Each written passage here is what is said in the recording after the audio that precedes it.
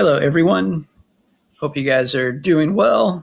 Today, we're going to be talking about the foundations of the United States. I have a word bank here for you. If there's any words you don't understand, you can come back here and get the translation. Maybe it'll help you understand something if you're not sure. So today we're going to be talking about which ideas influenced the new United States government. So when the United States became a government, we're going to talk about the people who influenced it. We're going over these people again because you hear about them in when you take World History 2 next year. They're people you're going to have to learn about. Then also when you take U.S. History your junior year. First one is a man named Thomas Hobbes. In 1651, he had an idea that the government and the people have a social contract. And what this means is the government will respect your rights, but in return, the people will respect the government. This idea is the social contract. The next person we're going to learn about is named John Locke. And in 1690, he came up with an idea about how people have a natural right to life, liberty, and property. Those are three things that he said, no matter what, if you're born natural, those are the three rights you have, and the government cannot take those away. And the last one is Montesquieu.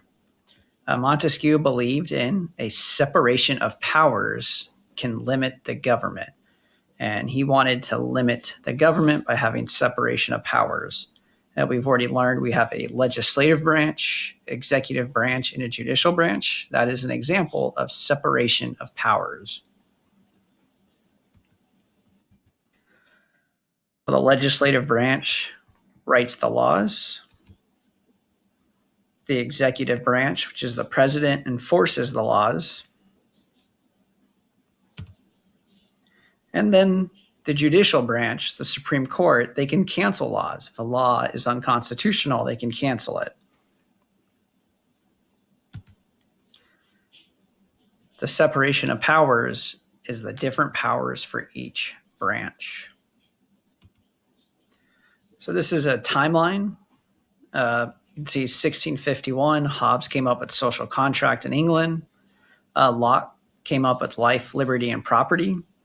That was in England as well. 1748, Montesquieu came up with separation of powers in France. The United States becomes a country in 1776, and they have the Declaration of Independence, which is life, liberty, and the pursuit of happiness, which is very close to what Locke said. Locke said life, liberty, and property. Montesquieu had separation of powers. That was his idea. And the United States creates the Constitution. It has a separation of powers. So Locke influenced the Declaration. Montesquieu influenced the Constitution. And these are both social contracts, which is something Hobbes came up with and believed in. All right, that's it for today. If you guys have any questions, you can send me an email, or we will talk about it later on in the week when we have our Collaborate session.